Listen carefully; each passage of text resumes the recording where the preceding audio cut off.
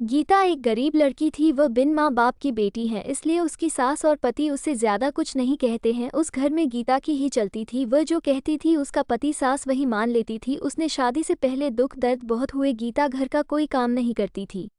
उस घर में गीता की ही चलती थी। वह जो कहती थी उसका पति सास वही मान लेती थी। उसने शादी से पहले दुख दर्द बहुत हुए। गीता घर का कोई काम नहीं करती थी। उसके घर का सारा काम उसकी सास और पति करती थी और उसकी बेटी करती थी। गीता तो अपना पस लेकर बाहर घूमने चली जाती थी। गीता से कोई कुछ नहीं कहता था। इस तरह रोज बाहर न जाए या घर का काम करे, घर का काम उसका पति और सास कर लेती थी।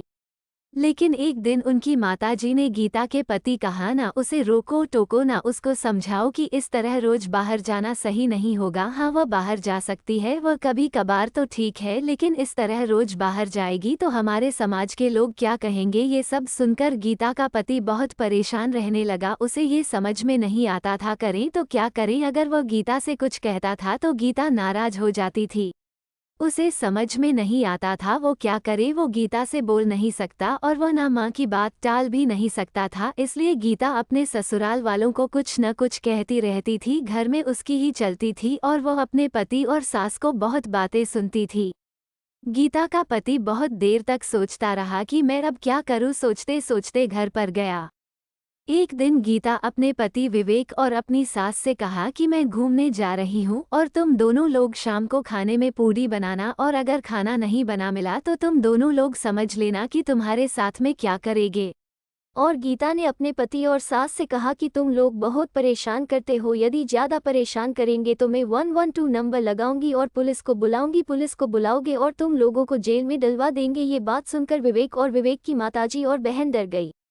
और गीता बोली, ज्यादा किसी को परेशान करना ठीक बात नहीं होती है। हमारा मन करेगा वो करेंगे, आपके मन से नहीं चल पाएंगे। और कहा, विवेक तुम्हारी माताजी बहुत ही खराब है। ये बात कहकर गीता अपनी सहेली रश्मि से मिलने जाती हैं। वह दोनों काफी दिनों के बाद मिलती है। रश्मि उन्हें सारी बातें बताती है कि विश्वास उसे पर कैसा अत्याचार करती है, उसकी प्रति उसकी सास की मदद करता है, उसे कुछ नहीं कहता है, उसकी साथ पति के खिलाफ भड़काती रहती है।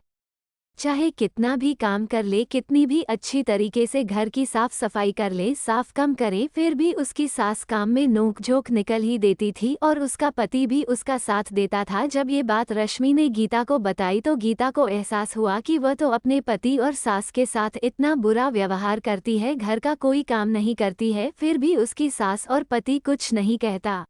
वह बार बार छोटी चीजों के लिए हजारों बातें सुनती थी, फिर भी उसकी सास उन्हें कभी नहीं डांटा। गीता को अपनी गलती का एहसास होता है और वह अपनी सास के सामने रोने लगती है। उन्हें सब बात बताती है कि उसे उसकी गलती के एहसास हो गया कि उसने कितना गलत किया। तो उसकी सास कहती है कि बेटा रोहो मत, हमें विश्वास था कि तुम्हें अपनी गलती का एहसास, एक दिन अपनी गलती का एहसास होगा। तुमने चाहे गलती कैसी भी की हो, तुम्हें अपनी गलती का एहसास हो गया कि बड़ी बात है।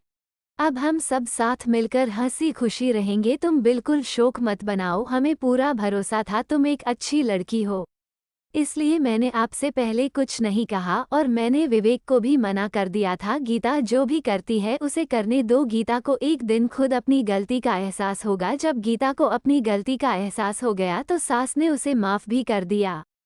इस कहानी से हमें ये शिक्षा मिलती है कि सभी लोग मिलजुल कर रहे हैं। एक लोग की वजह से पूरा परिवार परेशान था, अब पूरा परिवार हंसी खुशी से रहने लगा। वीडियो देखे, लाइक करें, सब्सक्राइब करें, शेयर करें। रामरतन सिंह 8429129544।